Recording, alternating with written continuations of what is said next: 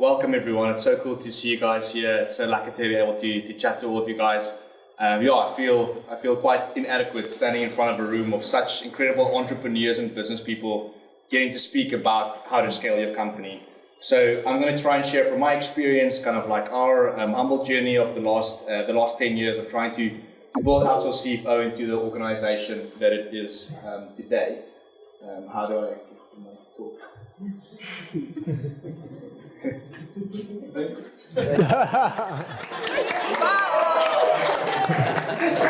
It was great being here, guys. All right. So I am chatting about growth frameworks for scaling companies. So as a founder, it's really difficult to figure out where to start. Maybe you are 1 year into your journey. Maybe you are 20 years into your journey of building a company. Maybe you've recently joined a team that's somewhere in between 1 and 20 years, or anything else. I think there's a couple of things we found quite valuable in terms of just frameworks that can ground this journey of building your business that anyone can access. And I'm going to just share kind of from my experience. So I'm Louw. Michael has given the intro very, very well. Started Outsource CFO with a couple of young CAs a few years ago. We were in varsity together. We started straight out of articles when we were 25 years old. And we've tried to build the organization that is CFO today. Building world-class finance functions for growing companies with the concept that scaling up is quite complex. We try to simplify the numbers through CFO services, cloud accounting, and automation. And just a little bit about the journey. Michael has stolen the thunder of the next 3 slides. But the team is close to 80 professionals now. We've worked with quite a lot of companies around the world.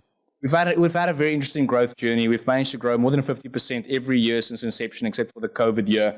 And we're currently doing about 75% year on year in terms of rolling. So we're doubling the organization every kind of 15 to 18 months. And it's quite fascinating at this stage now, how to think about navigating all of that. So our ultimate journey, our big, hairy, audacious goal that we'll chat about a bit later, is all around. We want to reach 10,000 entrepreneurial companies, and we want to build a team with 1,000 finance professionals who can help serve those entrepreneurs. And we think, through that we'll reach more than 1 million people, and we feel that'll make a dent in our little universe that we're quite excited about. So this is just my experience share, the things that I've found really valuable in our growth journey, the things I've discovered, I've read, I've dug into, I've spoken to other entrepreneurs about. And this is really what's worked for us over the last while. Maybe you've got something completely different that works really well for you. Please don't take this as advice. This is really just my experience share on all of it. So growth frameworks, starting out with just a couple of key things that some of you may know. Who has heard of one of the books or authors on the screen? Most people. Has anyone read Scaling Up, cover to cover? Brilliant. Okay. Has anyone read Traction cover to cover? Jim Collins? Anything from Jim Collins? Hey, okay. We've got a couple of readers. That's epic. So I'm just going to stand still on them for a minute or two because they're worth really looking at. Scaling Up was written by a guy called Vern Harnish. He started an entrepreneur organization more than 30 years ago and is one of the absolute authorities on building a growing company. And he identified 3 main barriers for scaling up that I thought is worthwhile to put into this talk. And I'm going to use his words. He says the first main barrier is leadership, the inability to employ or grow enough leaders in the business who have the capabilities to delegate and predict. Man, I think that's that language is beautiful. Scalable infrastructure, the lack of systems and structures to handle the complexities in communication and decision-making that come with growth.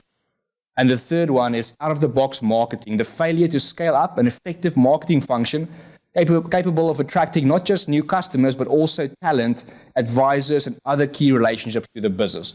So these are the major 3 things that stand in the way of building an exponential organization.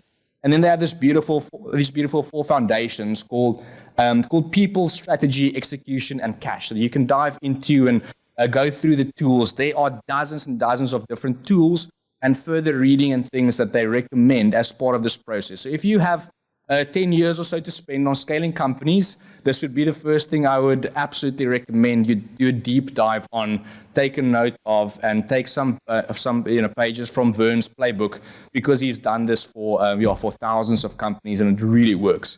The other one's also absolutely worth a visit. If you don't have 10 years, if you have 12 months, I'd say go for Traction. There's a guy called Gino Wickman who wrote the book Traction. It's a very simplified version of actually all of the other frameworks put into like 20 basic tools that you can use to scale an organization. Also super useful.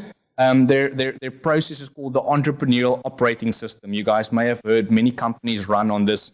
It's lean and it's efficient and it's really quite good.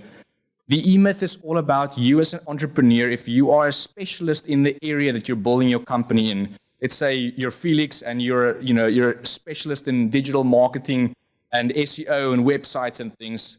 Now you have to, if you want to build Wow into a global organization, then you have to figure out how you become not the specialist in that, but how you hire and incorporate specialists to actually do that work, so you can figure out how to work on growing the company, to do the things that only the founder of the organization can do. And that's really kind of E-Myth. It's witty, it's clever, it's fun. It's a really good read. I think lots of us can relate to it. And Jim Collins is just the ultimate thought leader on strategy, on leadership, on creating core values. If you want to go to jimcollins.com and just spend a year on there, it's absolutely amazing. Everything's free. It's so good.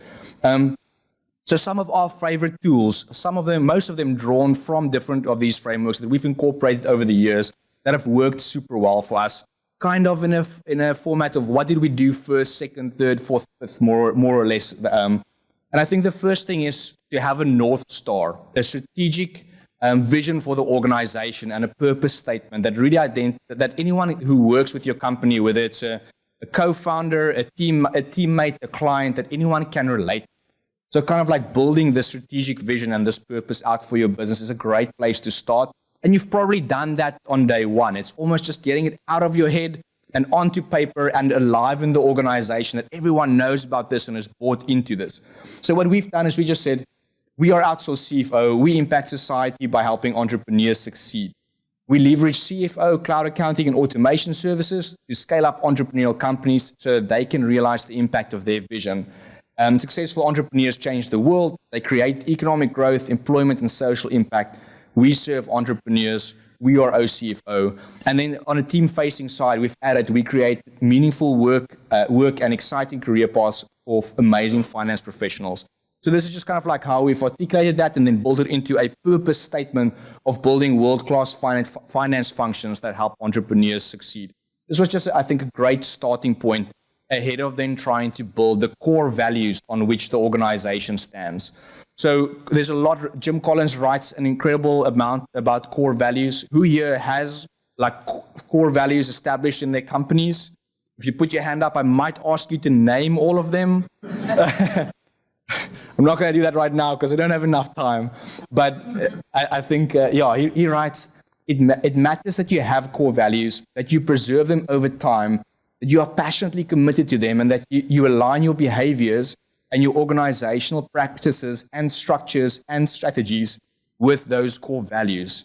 That is just like, that just really lands for me.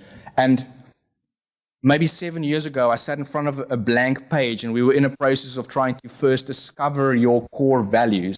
And if I think of the difference between not having it then to what it is in the organization today, it's absolutely foundational to how we hire people, how we promote, how we operate as an organization. And it's kind of like, I think what they recommend you just try to do is make sure it's discovered, articulated, known by everyone in the company. Make sure that you are giving praise and reprimands in accordance with that.